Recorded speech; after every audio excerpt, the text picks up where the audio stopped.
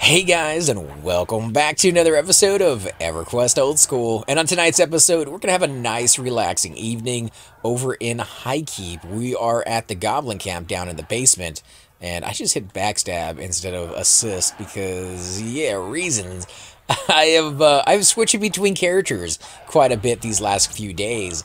And so I need to get organized. I need to put my spells and my abilities and hot buttons in the right spot so that when I switch back and forth, everything feels normal to me.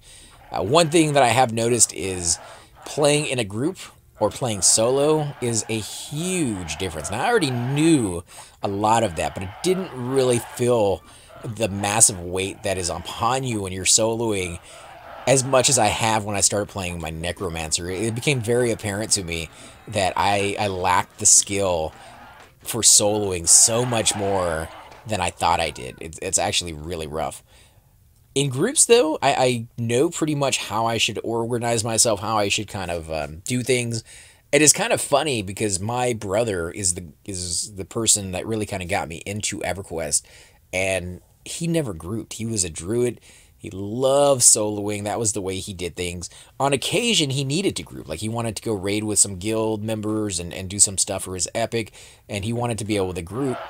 He would call me up and be like, "Hey, I got a raid, thing going on tomorrow. Is like there any chance you can help me out with it?" And I would come over and I would sit behind him and help him. Like, they would use terminology that he's just not familiar with, FM for full mana and, good to go. Like, it seems very basic, very simple. But in those early days, like, people didn't really use those terminologies very much.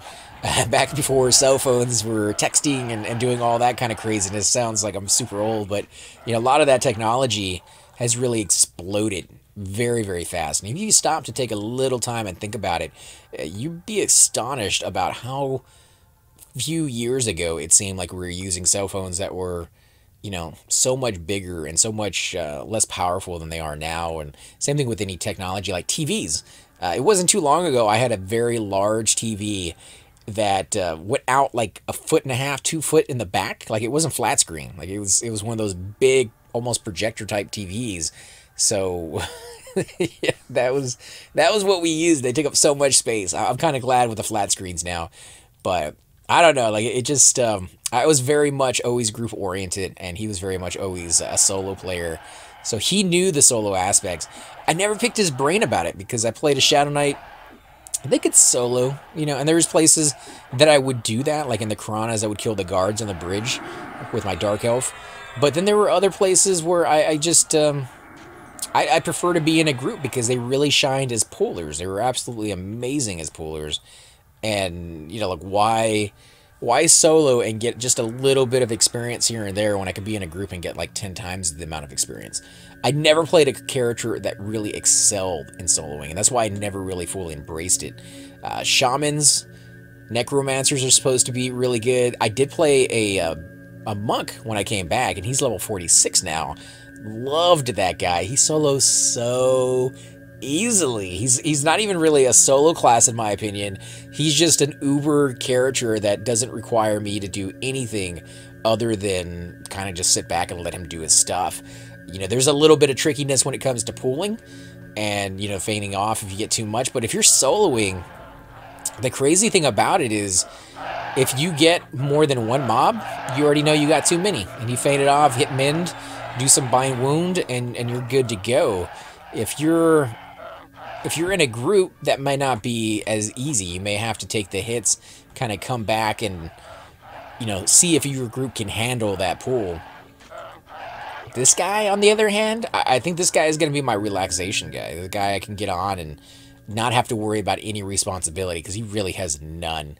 If I fail to attack, if the fight's really close, yeah, somebody might die because I'm not doing the DPS, but I don't have anybody's life in my hands. There's no crowd control. There's no healing. There's nothing but pure and simple DPS. That's all I gotta worry about.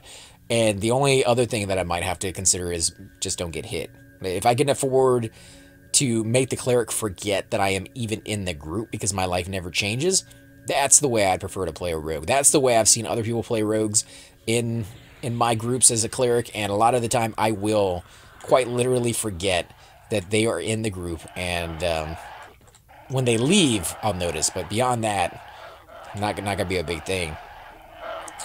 Now, weapons I hear are the most important, so I do maybe want to upgrade mine at some point. But I think I'm happy with what they're at right now. They're doing a decent amount of damage. You know, I got an 81 on a backstab earlier. I'm working on my skills, so it's all kind of coming together. And he's so small. He's so small, so cute, and just, you know, little buttons there. I like him.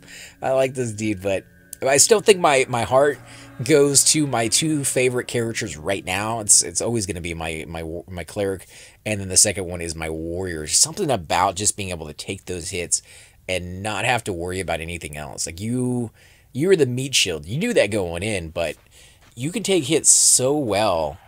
It's absolutely amazing to see it, to be part of that, to actually witness it as yourself. Because my cleric, he wears plate armor, but he doesn't take the hits like a warrior does. In fact, my cleric has higher AC than my warrior does, and yet my warrior will take no damage from mobs that are like blue to him, where my cleric will actually take a lot of damage from mobs that are green to him. It boggles my mind what kind of weird variants they built into the characters. It makes sense, because a cleric, you know, he's not supposed to be a tank. So I don't want him. I wouldn't want that. I wouldn't want him to actually tank as well as a warrior. But there's something beyond the AC count over here, beyond the mitigation that you have on your character's stats. There's something beyond that, an innate ability to be able to resist that. I've seen it with my Shadow Knight. They just take hits better. I didn't even get a hit on that one. That's crazy.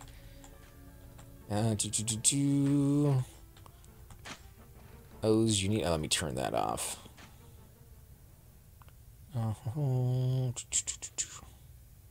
Okay, I'm just making sure they weren't talking to me while I was doing all this. It can be very, very easy not to look down at the chat bar when I do these videos. But it's a really nice, relaxing spot because you don't have to go anywhere. In fact, the only person who has to leave is the pooler, and happens to almost always be a monk here because it's such good experience. The only places they have to go are 3 rooms. Maybe 4 if you count this one as a room, but there's a room off to, and in fact I'll show it to you when we stop this fight, but right off to my left, the way I'm standing right now, there's a small room. Used to be only 2 mobs would spawn in there at the far end of the room, but they changed it not too long ago, and now there are a 3rd mob right next to the door almost. He's right there. If you look at where the torch is, he's on the exact opposite side of that. So there's 3 mobs in there now. Then you got this main room right here. You got one mob that spawns next to the torch, one that spawns over there in that corner. You got another one that spawns right over there on the side where that mob is right now. And then you got another one that spawns over there in that back corner. And maybe one that spawns, yeah, over there in that corner as well. So yeah, you got a few mobs in this room. And I've pulled this area with my monk, so if you guys really want to see where all those mobs are, or at least where they used to be. Again, I haven't been back here till now after they changed it. So Shefa is up on the loot table here. I'm actually stoked about just getting regular experience. Let's do a backstab. But yeah, so you got these mobs here, the room right there to my left. Down the stairway, or down the ramp, you have a few more mobs that spawn down there. And then you have the guard room. That used to be an entire camp all by itself. Now, there's usually only 1 camp here. Down past that, the ramp is pretty clear. There's never anything on that ramp. And then you have the raider room. If I remember correctly, it's either 3 or 4 mobs that spawn in there.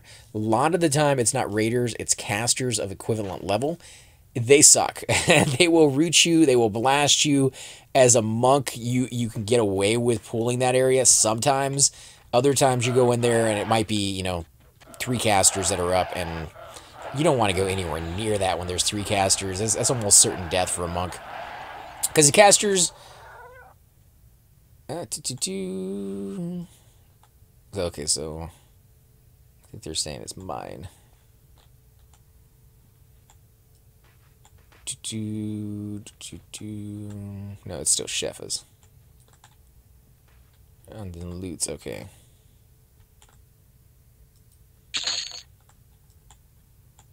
Alright, so I'm looting next. But yeah, you almost never want to go down to the raider room unless you know what you're doing. It's almost certain death. Who's he on? Alright, so he's on the cab. He's pulling from the guard. I ninja'd 4G or full quest. I don't care about that. It's fine with me.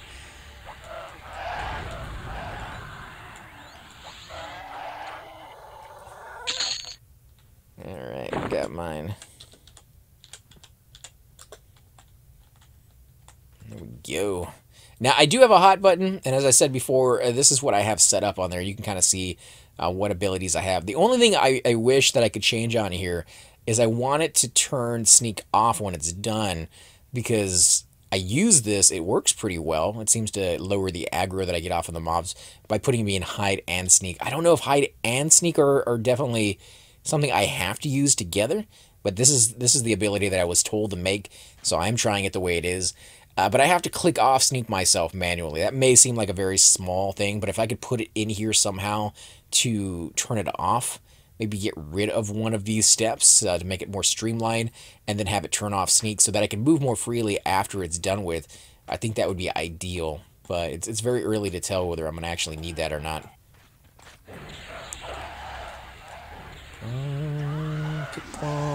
Backstab? No backstab on that one.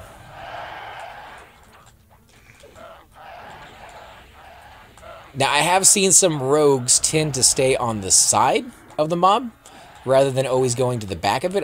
I always assumed they were just trying to get a little less butt in their picture just for, you know, a little bit of change.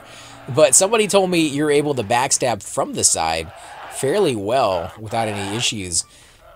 And maybe they're doing that if the mob is bouncing back and forth between certain tanks. There we go. I backstabbed that sucker. But yeah, if the mob is bouncing back and forth between two different tanks and you can get right on the side, then you don't need to bounce back and forth with it. You can kind of hit it no matter where it goes with just a little shimmy to one side or the other.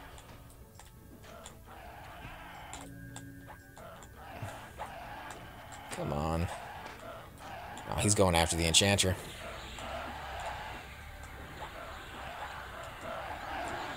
Everybody's still doing pretty good, though.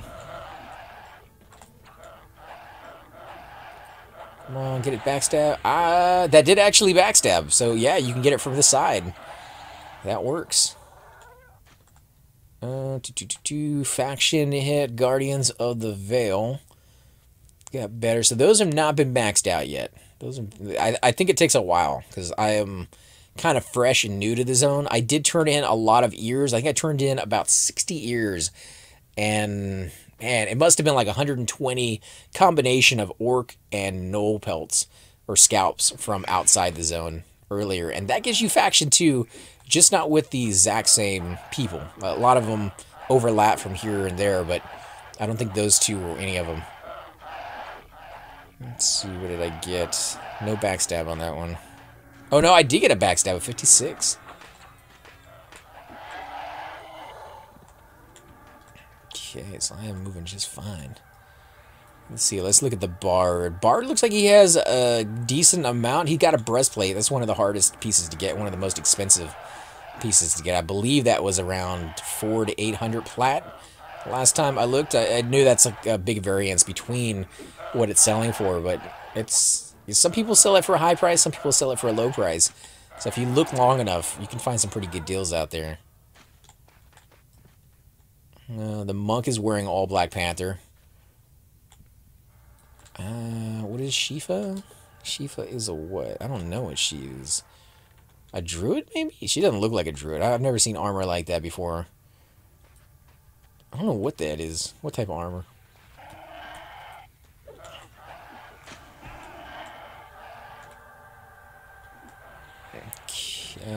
What mob is he on? I'm gonna assist him.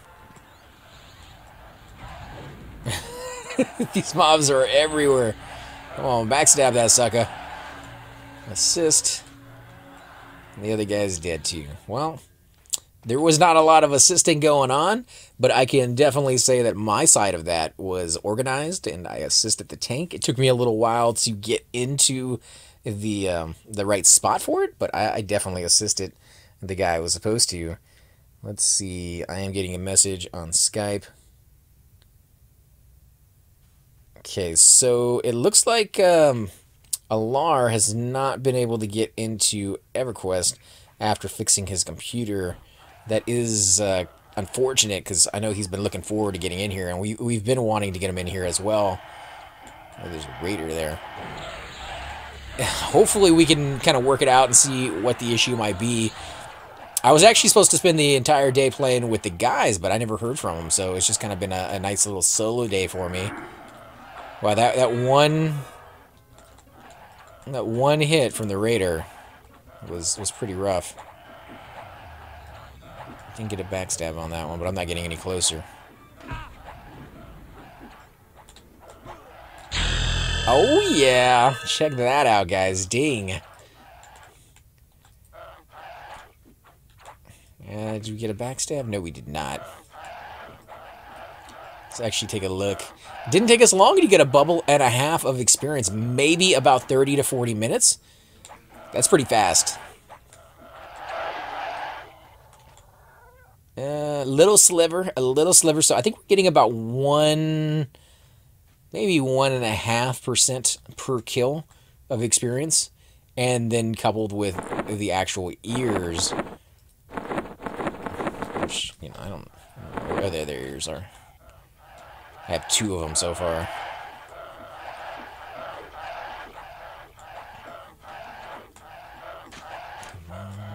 There we go. Yeah, I mean, it's pretty close to the exact same amount of experience I was getting killing an Oasis on my Necromancer by myself. The only difference is we're killing that, like, a lot faster than I was killing with my Necromancer. Granted, I suck with my Necromancer, and I'm not very good with them. I'm still learning the ropes as they were. One of the biggest problems I have with him, I don't know very many places to go solo. With a group, I know tons of places. I'm all about groups. I can tell you places to go when you are... Wow, somebody just gave me some like light vision or something. But no, I can tell you places to go when there's not very many people on. I can tell you places to go when there's tons of people on. If you're looking for big groups, small groups, middle-sized groups, you know, whatever your class is. Like I know them all because I love groups, and that's where my expertise lies. But in soloing, oh man, I was sitting there racking my brain at level 13 trying to figure out where do I go, and all I kept thinking about is, well, Oasis is pretty good for groups, you know, like, no, that's what I'm trying to get away from. Shefa, you're up. So wow, I already get back to Shefa. That's pretty quick. I think she said clear. Okay, so everything's clear. Let's see my stats. Double attack has gone up. Piercing has gone up. I think that's it so far. I don't know if I get any new skills around level 23, level 24. I do know around level 21 I went back to train up my skills because I leveled up to that point. Shifa, you got loots there. Crackhead. Oh yeah, I mean, I can't blame somebody. When you finally get clarity, it's huge. It's epic. That's an amazing spell to have inside of a group. I watched Super Bits and Bob play his character, and I don't know, man, it really makes me want to try an enchanter. I know I wouldn't be able to do it nearly as well as he has, and I think I want to get a little bit more solo experience under my belt with my Necromancer before I even give that a shot. Because if I do an enchanter, I really want to do him solo. Yeah, like I'm not going to be doing too many characters that way. I think my Bard is somebody I wanted to do solo. It didn't really work out too well. But we might try my Bard again in the future. But my Necromancer definitely is. The Necromancer, he's fun. He's fun. He's challenging. I know I die a lot, and I'm learning quite a bit, but I can't say that with any of the other characters. There's not too many of them that I learned too much about them. Oh, he's healing me for some reason. Must have been damaged. I didn't even see that. But yeah, I don't really learn too much with my Cleric. I know there's still a lot of room for improvement with him, but mainly the room to improve with my Cleric is just not being lazy. It's not so much anything else. It's just me not doing what I know I already need to do, or not concentrating nearly as much as I know I should. What level is that guy? He's pretty decked out. Level 32 warrior. That's pretty cool. So he has a green jade broadsword, and it looks like a it's that weapon from it's the one I have on my warrior right now. It's the one from Seb. I can't think of the name of it anymore. It's not the Luby. It's the oh man, this is gonna kill me. What is the name of that weapon? I don't know. I have it on my warrior. I guarantee you. But yeah, it's they're pretty decent weapons right there. Neither one of those proc, but the stats are nice. I don't know what pants she's wearing or what sleeves. They're red. I think she's wearing a bronze helmet though. It's kind of cool. I like it. I like the outfit. Fortunately, we don't have a spot for her. That would be good though. Level 32. That would be fitting right in. And it is, like I said, kind of getting a little late, so it may not be too long before we start losing people that we can't replace. So it's nice to be able to bring in new, fresh blood that are not going to be leaving in the next 20, 30 minutes if we can get them in now. But if they come in and everything's camped and they look around from different character to different character, they either might get busy on one of those or they just camp out for the night and be like, oh, everything was taken. I'm not going to sit there and wait 20, 30, 40, 50 minutes for a spot to open up, which is actually on the low end of what live was like. Live, it was kind of rough. I won't lie. There was days where even I kind of hated what the game had been, kind of brought down to. Like Seb was, everybody tried to get up to high level, and for a short period of time, not everybody was maxed out, so Seb wasn't super camped. But then more and more people would reach that level, which is why I'm so, happy about taking my time on leveling this time, because I know, I would hate to say it, but what a crap storm it can be at higher level waiting. But yeah, you would get into the entrance of Seb, and you'd see like 60 people sitting there at the entrance. It would be camped so badly. And if you see that many people sitting at the entrance to Seb, you don't have to ask what's camped. Everything is camped. In fact, you can just walk through the zone and see the different camps and be like, hey, can I get on the list? Hey, can I get on the list? Hey, can I get on the list? And they would add you to the list, and then you go back and sit at the zone line, or go make yourself a sandwich or whatever you wanted to do, because there was no way you were getting in there. Okay, so our monk is not here at the moment. Let's go ahead and attack the Kabbalist. I was trying to assist him, but he's not even here.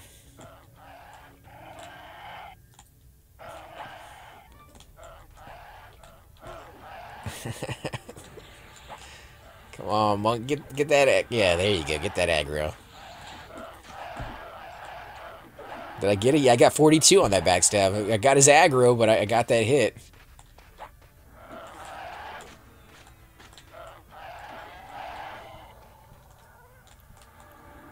Okay, let's see.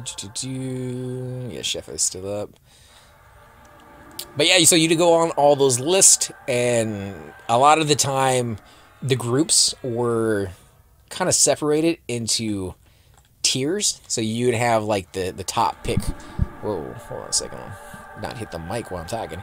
Yeah, so you'd have like the top pick, which is King Room or CE. They're actually pretty close together. CE, which is Crypt and Emperor, used to be separated into a lot of different groups. You'd have one group that was camping Emperor, and you'd have another couple groups camping CE or C, the whatever, the four rooms that are in there. And so you'd have one group on one side and another group on the other side. So, yeah, those were really good spots because you got such good loot so quickly in there. King Room was good because you have a chance at some epic loot, but it didn't drop very often. I've been inside King Room where you'd cap it for, 20, 30 hours. You get nothing. Absolutely nothing. And the experience in there is dreadful. It's non-existent, really.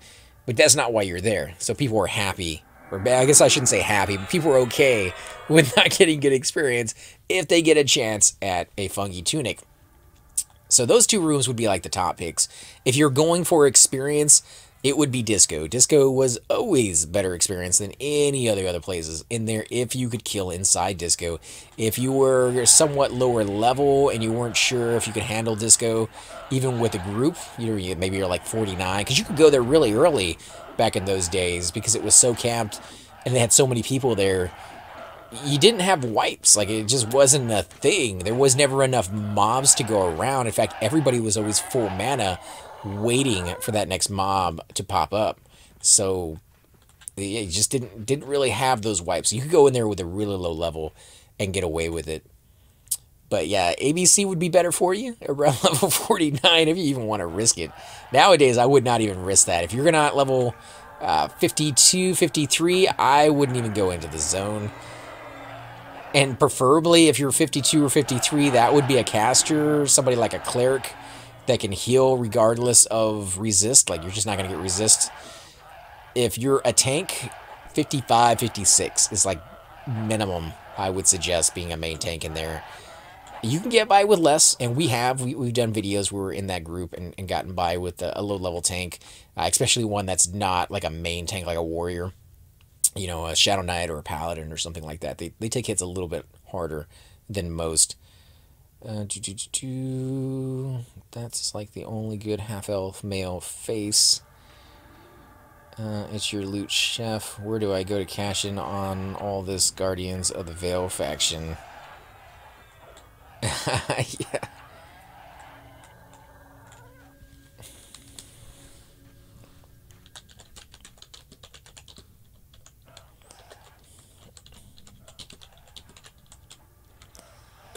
Let's see, where is he at? 21, Najina. Alright, so he went to Najina over there.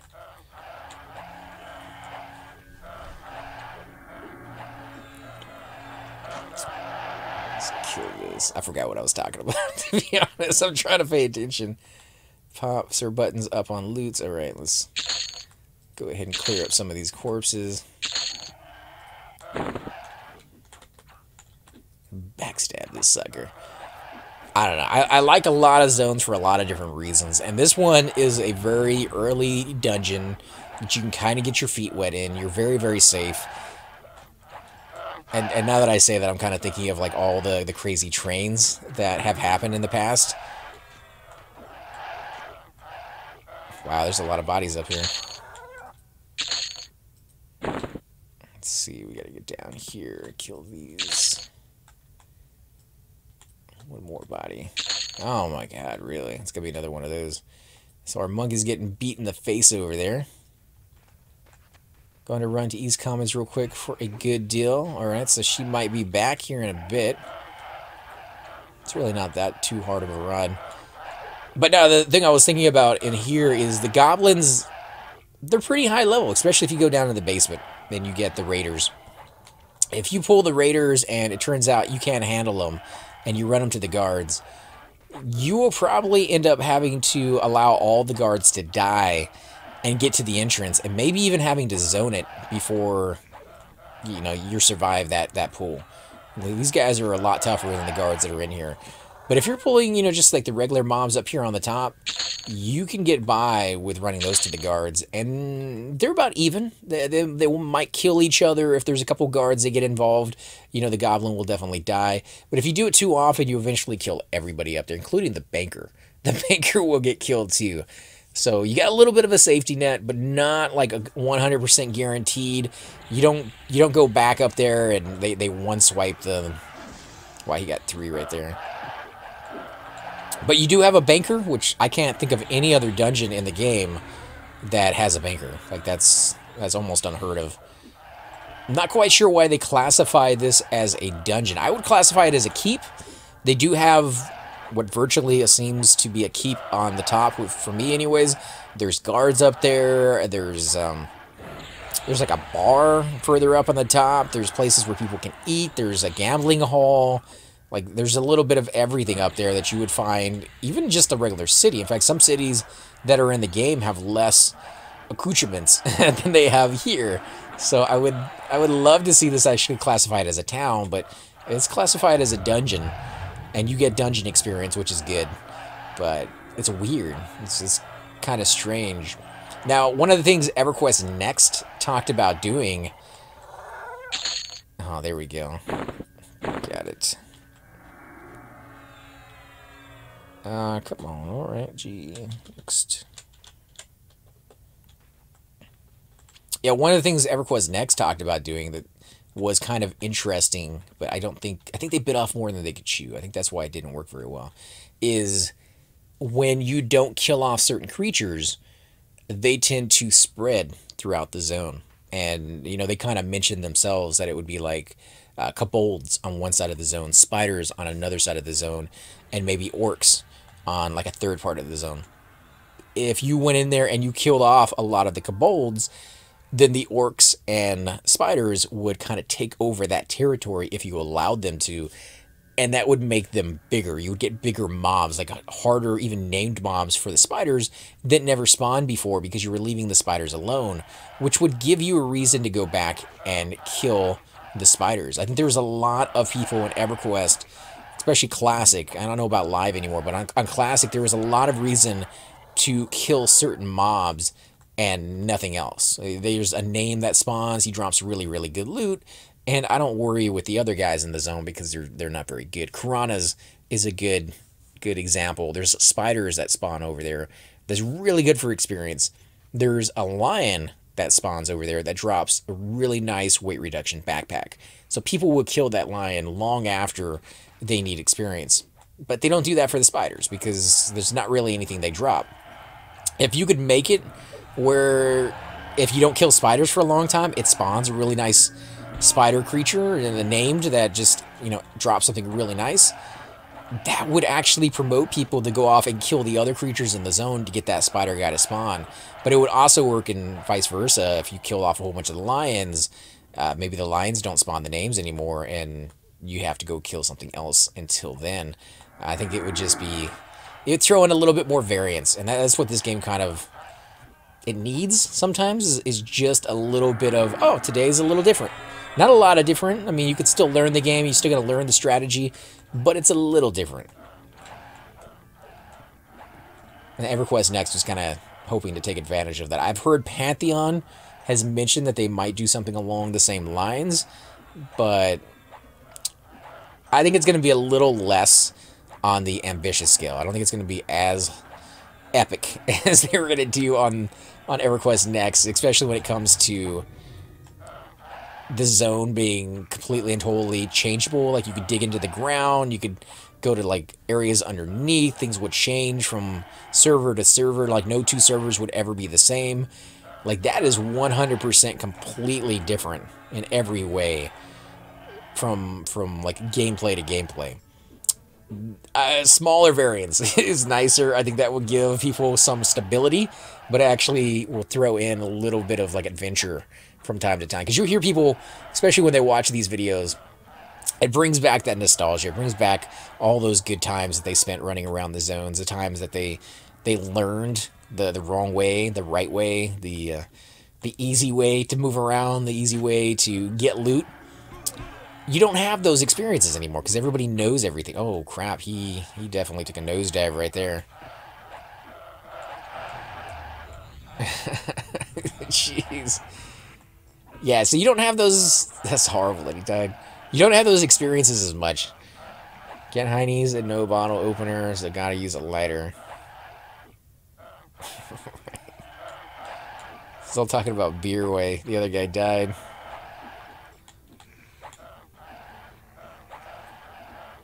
Alright, so our monk is trying to feint it off. There it goes.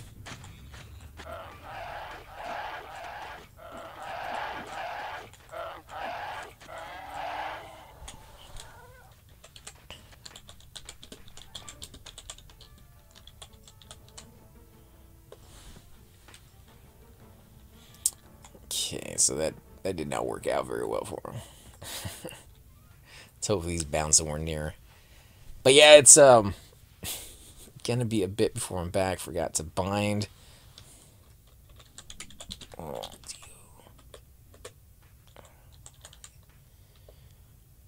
where is he at? Fiona, holy crap. I could... Give me a second here. Oh, she's just gonna port her, right? Won't take too long. I was gonna say it was gonna take her, hours to get from Fiona Vi all the way over here. She took a long way. She probably went to Piranhas and ran up that ramp. Sometimes I want to time it. I really want to time the ramp from the Karanas from the Druid port in to the commons. I still think the commons would be by hands down so much shorter, but it could be close, maybe, depending on how fast you run. Another point is you could just teleport to the Halfling City if you have the teleport for it, and that's definitely faster. I don't know, but yeah, when it comes to getting that just, you don't know, the mystery of Everquest back, it's hard. Like, you really have to play a class and go to zones you never went to before you get that back. And even then, you probably heard stories about it. Pantheon, that's why it appeals to a lot of people. It appeals to me in a lot of ways too, and that's one of them. Is nobody knows. Nobody knows what those items are, what they do, where they drop, how often they drop, where the names are, if there's any names, you know, how all that's going to work. Nobody knows any of that stuff. So it's all fresh and brand new. I just hope it's slow. I want it to be painfully slow to level.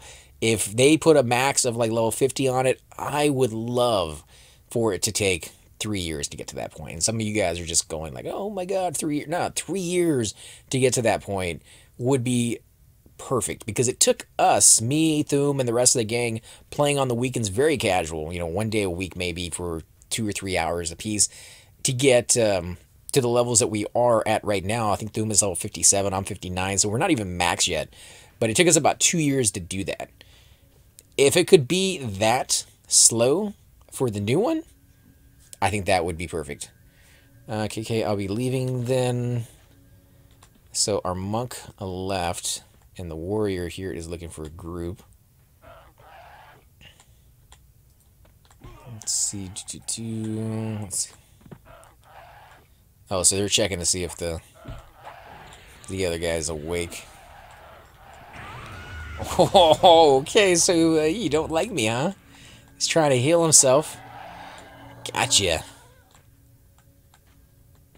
Zuku, fill a blessing. Alright, so Book of Obelisk, nice. That is definitely a nice upgrade.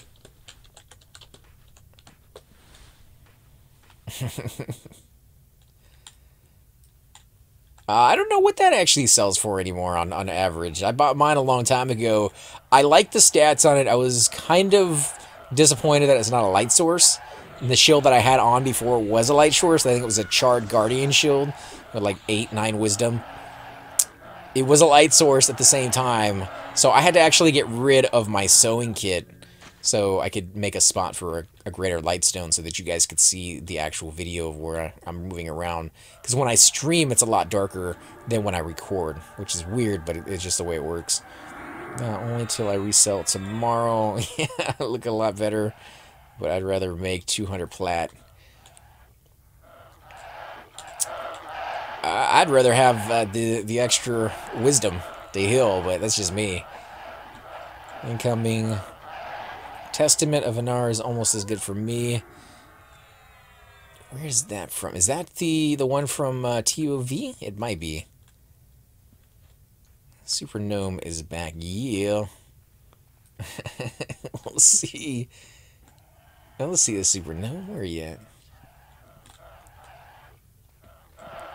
Oh, maybe the Gnome Warrior was here earlier.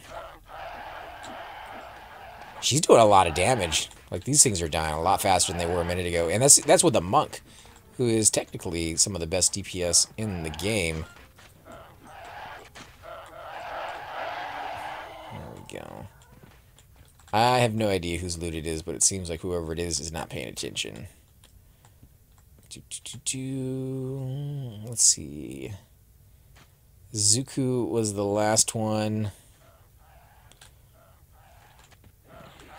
Oh man, I need to make a new hot button, because I do not know which one she's attacking. Spirit list, I guess. We're going to go with that. So I'm going to go ahead and end the episode here, guys. I definitely want to thank you guys for watching. As always, I'm Ace the Gamer. Till next time.